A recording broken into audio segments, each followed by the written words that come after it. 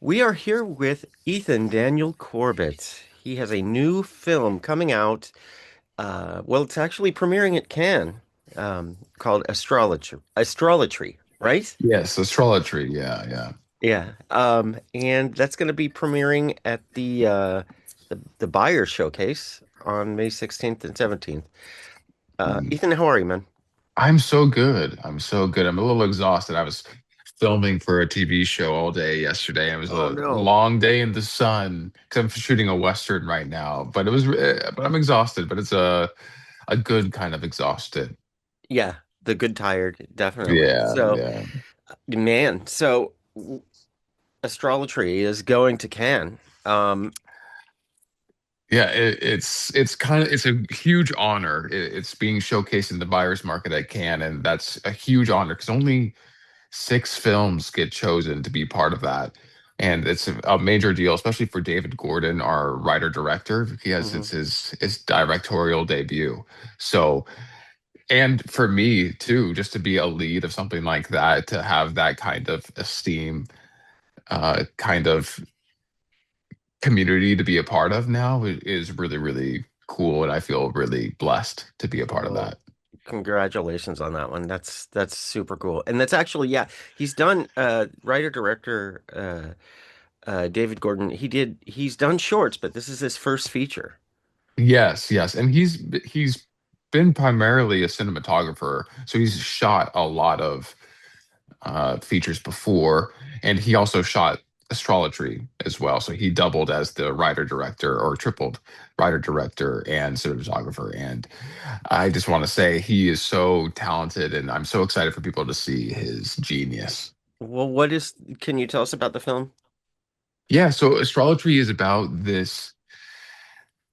In essence, it's about toxic masculinity culture Right. and the incel-ism and how the nice guy trope kind of goes hand in hand with that, and how men can easily fall down that pipeline, the manosphere kind of pipeline. And it's a wild ride. I can't really explain the genre because it almost defies genre. It's kind of a horror satire slash trippy mindfuck roller coaster, and it Mm. is a wild ride to say the least. Okay, so you play Elliot, Yes. and who is this character? What's he about? Elliot is kind of the perfect mixture of ingredients to create the perfect reject. He is socially isolated, physically isolated, which leads to his mental deterioration. And he dives into this delusion and this obsessive nature that he kind of craves dopamine hits, and he chases that constantly and then eventually finds himself in like thrusted into this toxic masculinity culture.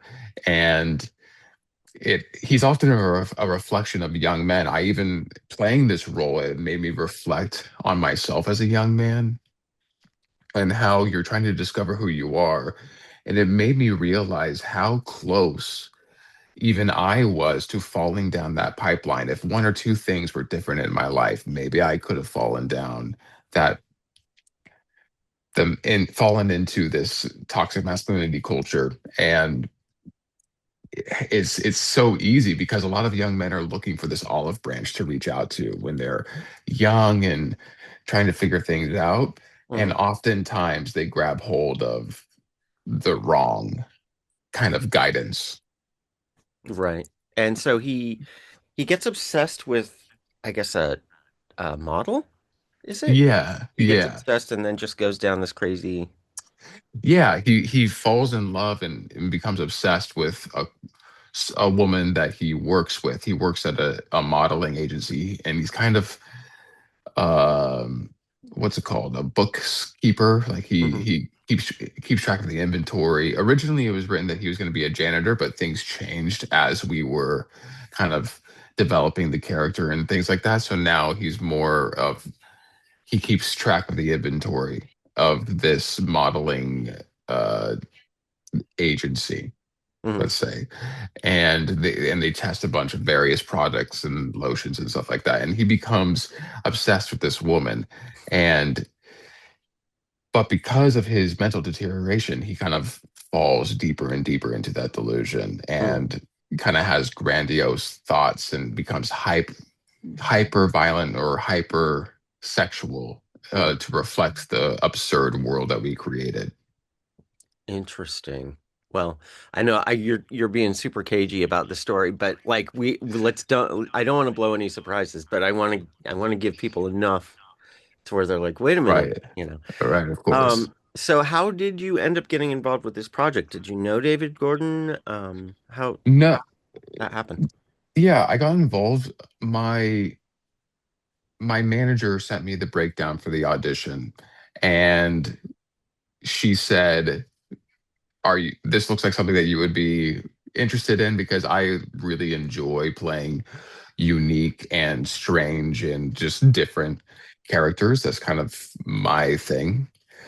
And she sent me the breakdown, and she said, "Is this something that you're comfortable with?" And the breakdown said a lot of a lot of scenes involving nudity. There's a lot of scenes invite and involving sexual and violent nature. You got to be comfortable with that. And I was like, well, let me just read the sides. Let me just read what this audition scenes are.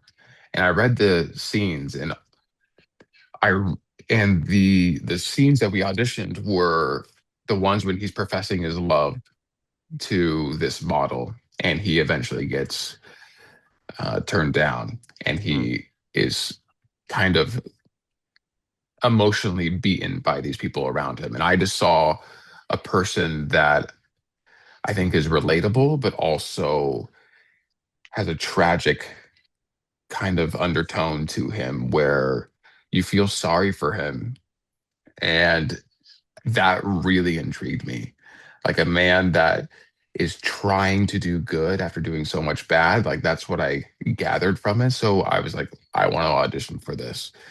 So we did an audition process, and from the get, I feel like David and I were on the same page about what we wanted to do with the character, that we wanted to make this a tragic story of a man's like fall into this delusion, and kind of a social commentary on how there's a lot of men in our own world that fall prey to this.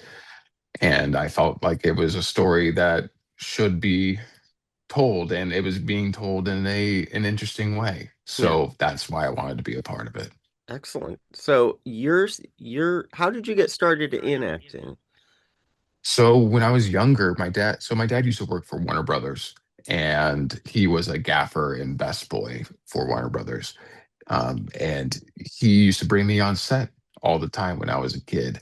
And one particular time, he brought me on set of the movie Dennis the Menace, the second one. Hmm.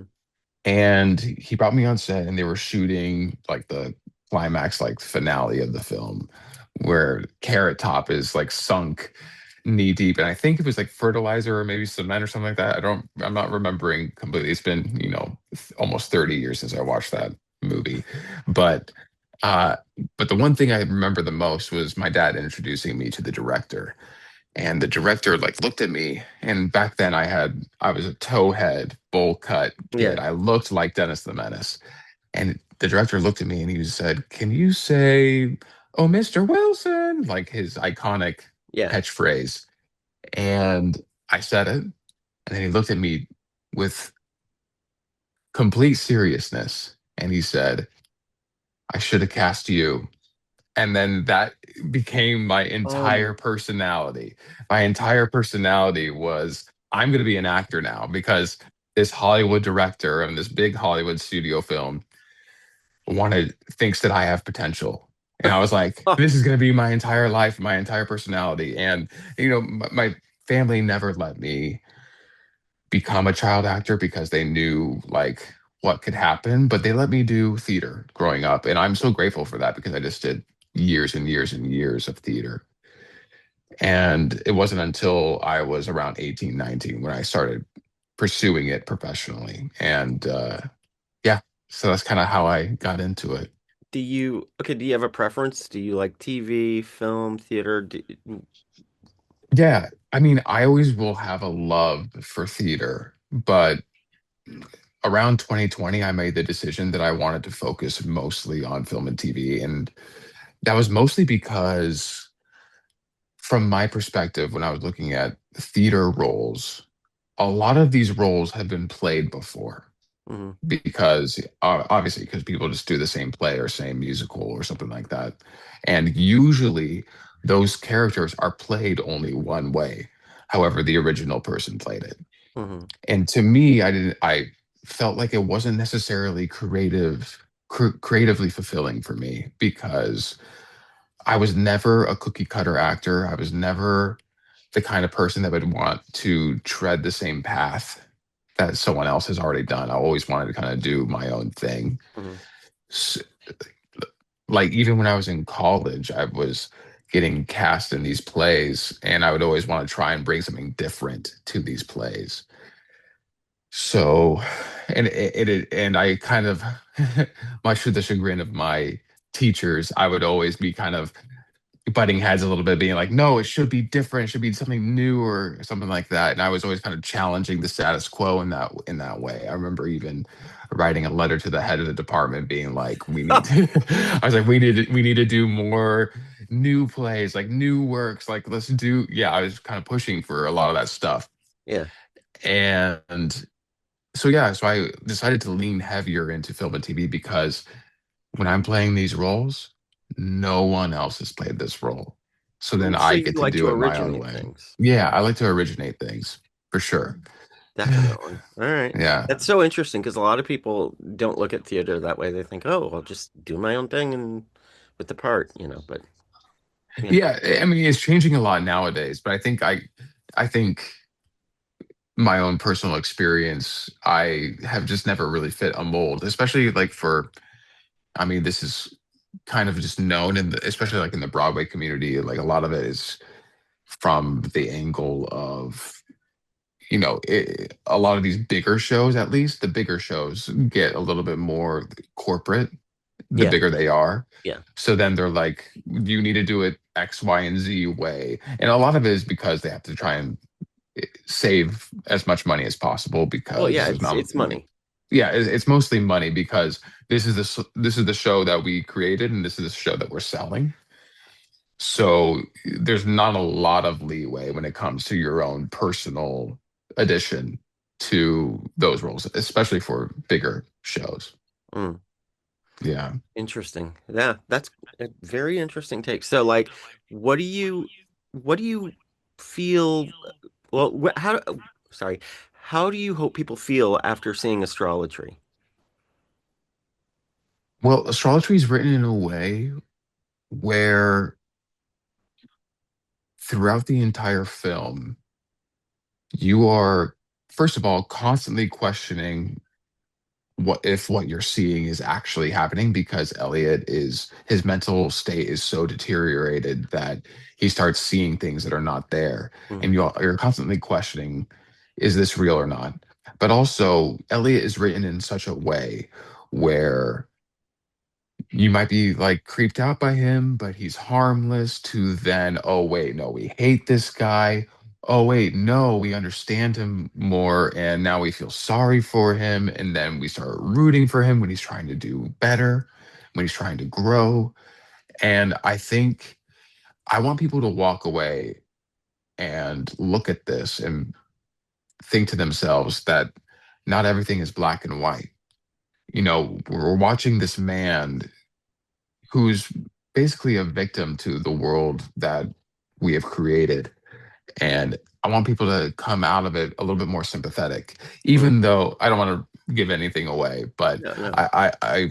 I want people to just, regardless of how Elliot ends up in the movie, I want people to just approach more things with a little bit more nuance and approach other people that maybe they don't know what they're going through personally.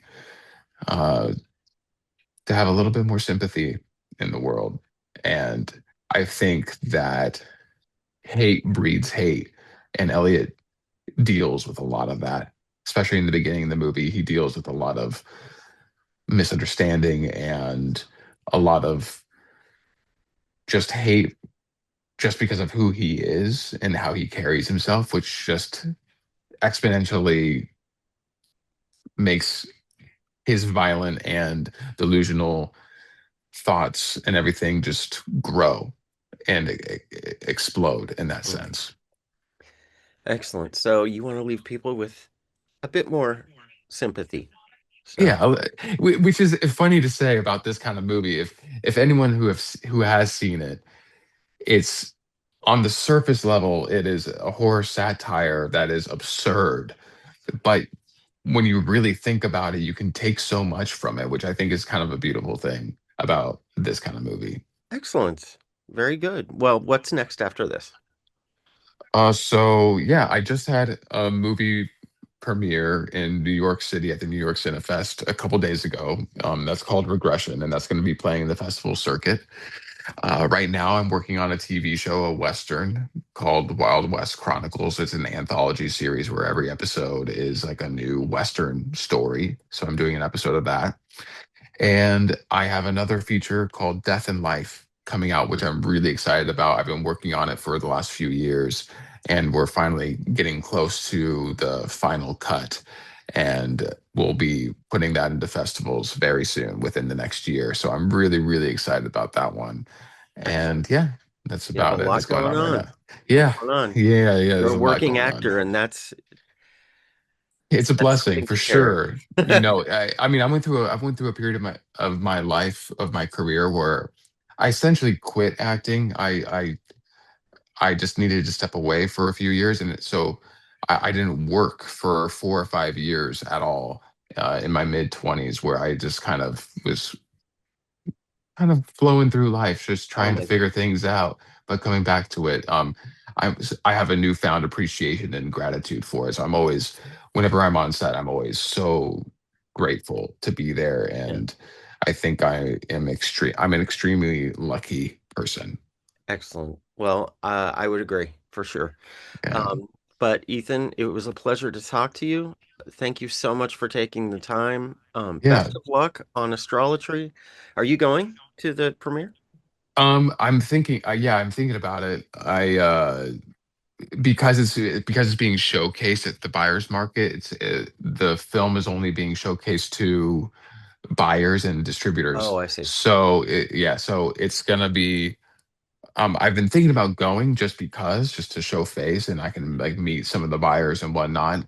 And but I'm also gonna be going there uh, to be pitching another film that I am currently attached to with my one of my producing partners, Desiree Staples. So I've been thinking about going with her. It sounds like you To need to go. Yeah, I know that's what everyone tells me, and it's in like 2 weeks. So I'm like, okay, maybe I You should might buy want to my book ticket. something. I might want to Um, buy my ticket. a friend of mine is like that. Just waits till the very last minute and goes, "What?" You know, Yeah, it's my ADHD.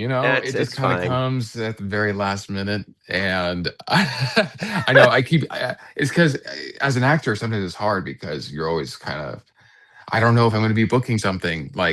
Yeah, you don't know if you should commit or can Yeah, commit or anyway. yeah, I got it. Well, I hope that it all works out and that you get to go and promote the hell out of yourself. So, awesome. Hey, well, um, thank you so much for having me. I really appreciate you taking the thank time to thank you talk to for the me, and it's time been, and yeah, everyone Astrology, keep an eye out for it. And Elliot, thank you. of course.